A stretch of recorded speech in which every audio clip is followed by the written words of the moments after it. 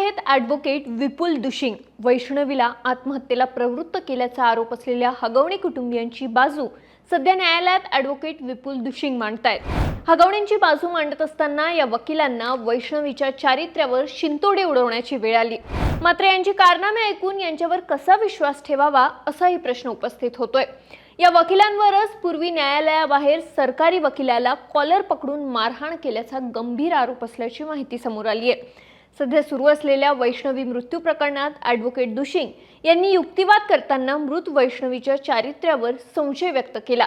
त्यामुळे अनेक स्तरांवर संताप व्यक्त होत असून ज्या व्यक्तीवर स्वतः न्यायालयात गैरवर्तनाचा गुन्हा दाखल आहे त्याच्याकडून अशा प्रकारचे युक्तिवाद केले जाणं हे अत्यंत दुर्दैवी असल्याची भावना व्यक्त होत आहे। हगवणेंचे वकील बुद्धिमत्तापणाला लावत आहेत की नीतिमत्तापणाला लावत आहेत हा खरा कळीचा मुद्दा आहे।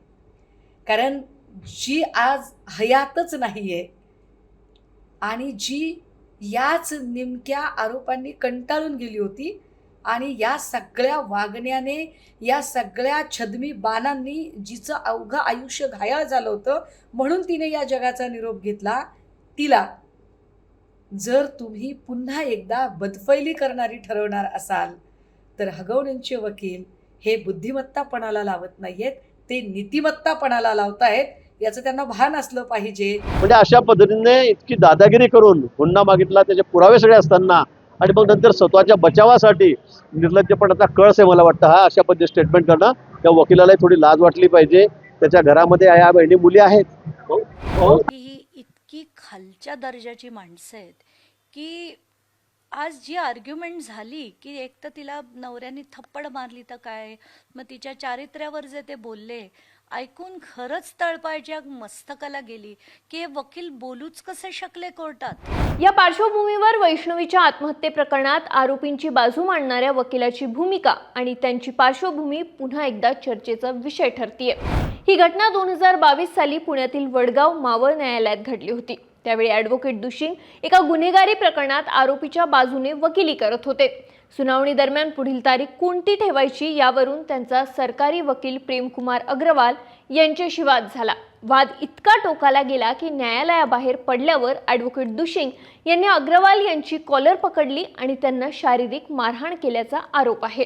या घटनेनंतर अग्रवाल यांनी वडगाव मावळ पोलीस ठाण्यात तक्रार दिली। त्यानुसार ॲडव्होकेट दुशिंग आणि त्यांच्यासोबत असलेल्या आणखी 2 वकिलांवर गुन्हा दाखल करण्यात आला होता। मात्र त्यानंतर न्यायालयाने ॲडव्होकेट दुशिंग यांना अटकपूर्व जामीन मंजूर केला, त्यामुळे त्यावेळी त्यांची अटक टळली होती। आज मात्र सासरच्या लोकांकडून हुंड्यामुळे छळ झालेल्या आणि आत्महत्येसाठी प्रवृत्त केलेल्या लोकांची बाजू मांडण्यासाठी यांनी वैष्णवीच्या चारित्र्यावर शिंतोडे उडवले। हगवणे कुटुंब त्यांच्या मुलीवर असे आरोप करतील आणि या थराला जातील अशी अपेक्षा नसलेल्या वैष्णवीच्या वडिलांना रडू कोसळलं आणि हात जोडून त्यांनी त्यांच्या मयत मुलीवर असे आरोप करू नका अशी विनंती केली। पुढच्या सुनावणीत काय होतं, ॲडव्होकेट दुशिंग काय नवीन युक्तिवाद करतात याचे सगळे अपडेट्स आम्ही तुमच्यापर्यंत पोहोचवू। मात्र या प्रकरणात तुमच्या प्रतिक्रिया आम्हाला कमेंट बॉक्समध्ये कळवायला विसरू नका।